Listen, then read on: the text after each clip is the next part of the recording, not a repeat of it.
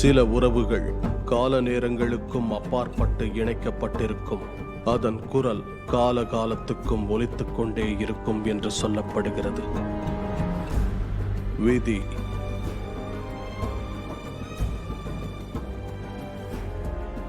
பல வருடங்களுக்கு முன்னால் ஒரு தொலைதூர பூமியில் சீனாவின் மலைகளிலிருந்து மெடிட்டரேனியனின் கரை வரை ஒரு ராஜ்ஜியம் ஒன்று உருவானது. அந்த ராஜ்ஜியத்தின் பெயர்தான் பாரசீகம். போர் புரிவதில் புயலாகவும் வெற்றி பெறுவதில் வல்லவர்களாகவும் அவர்கள் வாழ் சென்ற இடமெல்லாம் வரவேற்கப்பட்டார்கள். பாரசீகத்தின் சுல்தானான ஷாரமான் தன் சகோதரன் நிசாமுடன் இணைந்து நேர்மையாகவும் சகோதரத்துவத்துடனும் ஆட்சி நடத்தினார்கள். 2 ஆண் மகன்களை பெற்ற சுல்தான் மிக்க மகிழ்ச்சி அடைந்தார். கொண்டாடுங்க. ஆனால் கடவுளின் பார்வையில் சுல்தானின் குடும்பம் இன்னும் முழுமையடையவில்லை. நசாஃபின் தெருவில் ஒரு அனாதை சிறுவனின் வீரச் செயலை பார்த்த பிறகுதான் அது முழுமையடைந்தது.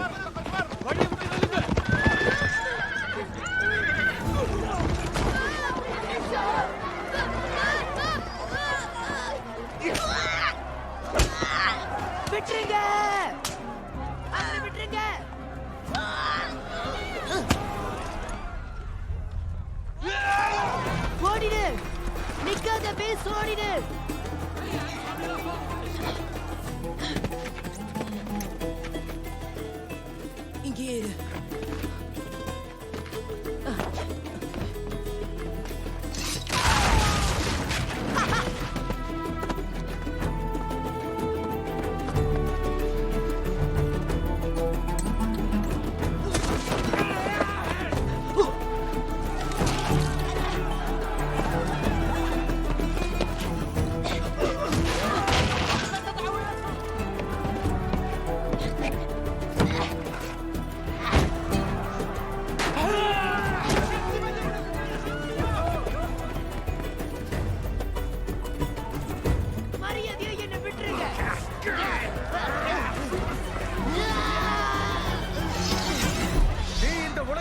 போற நேரம் வந்துடுச்சு.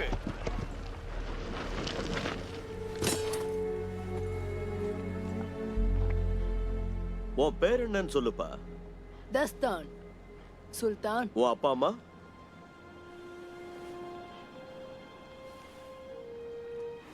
தஸ்தான்.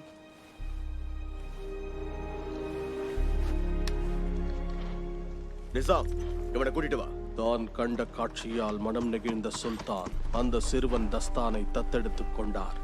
அவன் உடலில் அரச ரத்தம் இல்லை. சிம்மாசனத்தின் மீதும் அவனுக்கு ஆசை இல்லை. ஆனால் இதற்கெல்லாம் அப்பாற்பட்ட ஒன்று அன்று நடந்து கொண்டிருந்தது. சாதாரண மனிதனின் அறிவுக்கு எட்டாத ஒன்று. சற்றும் எதிர்பாராத இடத்தில் இருந்து வந்த சிறுவன் அன்று பாரசீகத்தின் இளவரசனானான்.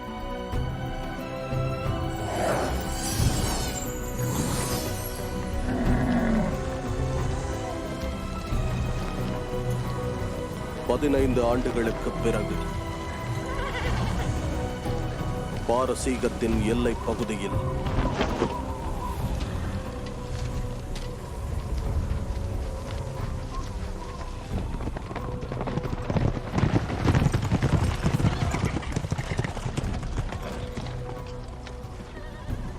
புனித நகரமான அலமட்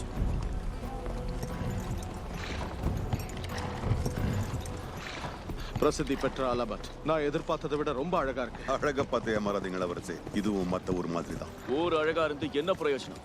நம்மள மதிக்காத அவங்க அனுபவிச்சுதான். அலமட்டை நாம தாக்க கூடாதுங்கிறது தந்தையோட உத்தரவு. இது புனிதமான இடமா கருதப்படுது. ஆனா இப்ப நம்ம தந்தை நம்ம கூட இல்லாத காரணத்தினால முடிவெடுக்க வேண்டியது நான் தான்.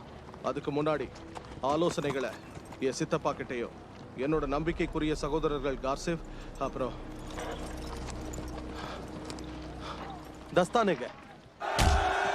தஸ்தான், என் 1 மாச சம்பளத்தை நான் பந்தயமா வச்சிருக்கேன். போய் அவட அடி. வேணும்னா நீ அங்க போய் சண்டை போடு.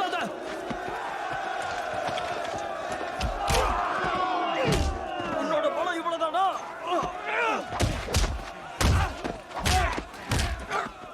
இளவரசர் தஸ்தான்.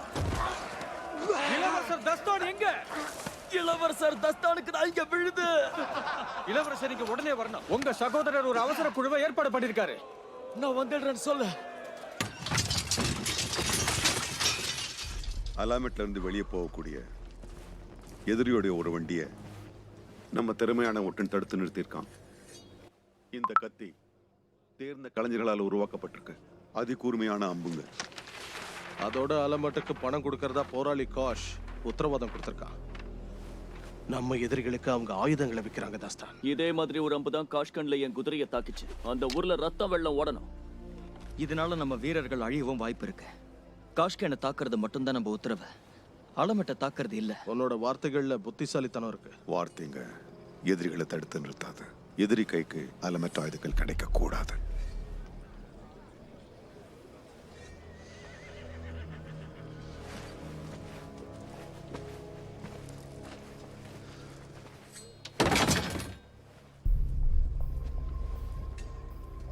விடிஞ்சதும் தாக்கலாம்.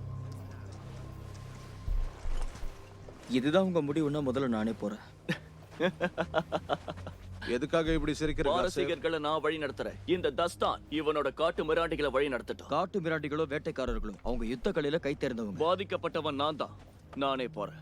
மனிதர்களை கொள்ள ஏன் இப்படி துடிக்கிற? ராஜவம்சம்னா அப்படித்தான். போதும் நிறுத்துங்க. எல்லாத்துக்கும் போட்டியா? நாம தாக்க போற அலமட்டோட இளவரசி ஒரு பேரழகின்னு நான் கேள்விப்பட்டேன். அரண்மனைக்குள்ள போய் அது உண்மையா இல்லையான்னு பாத்துருவோம். உன் வீரத்துல எனக்கு துளி கூட சந்தேகம் இல்ல. ஆனா நீ இன்னும் இதுக்கு தயாராகல. கார்சியோட தலைமையில இந்த போர் நடக்கட்டும்.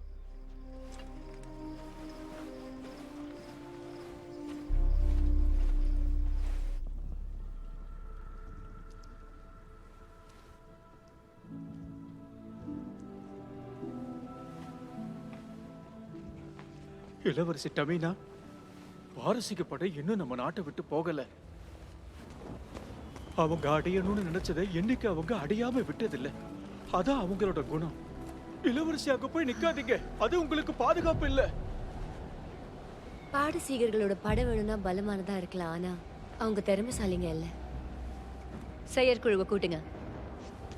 நான் மந்திர ஆலயத்துக்கு போய் காணிக்க கொடுக்கறதா அவங்க கிட்ட சொல்லுங்க. கடவுளுக்கு காணிக்கையா? அந்த மந்திர ஆலயத்துக்கு நம்ம மக்கள் போய் பல வருஷங்கள் ஆயிடுச்சு. சில நேரங்கள்ல சில மாற்றங்கள் ஏற்படும். நாம எதையும் சந்திக்க தயாரா இருக்கணும்.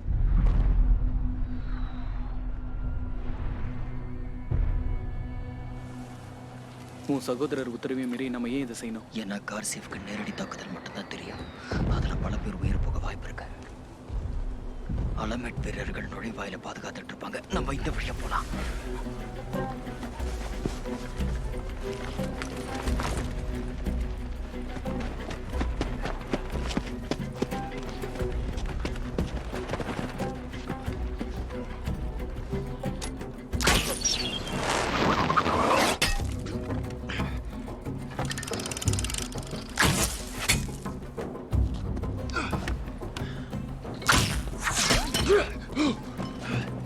என்ன போதில இருக்க?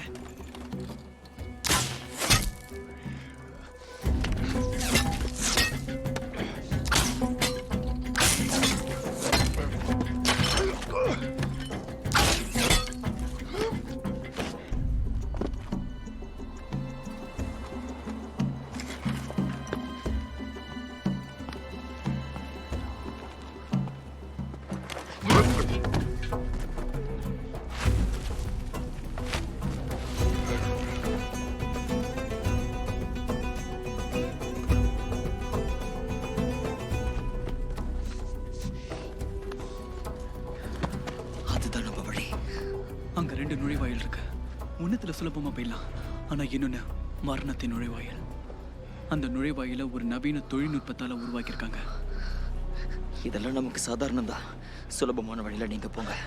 மரணத்தை நான் போய் சந்திக்கிறேன். நாங்க எல்லாரும் சாகுற வரைக்கும் நீ சந்தோஷமா இருக்க மாட்டல? ஆனா இளவரசர் பேச்சை யாரும் மீறக்கூடாது. வாங்க போலாம்.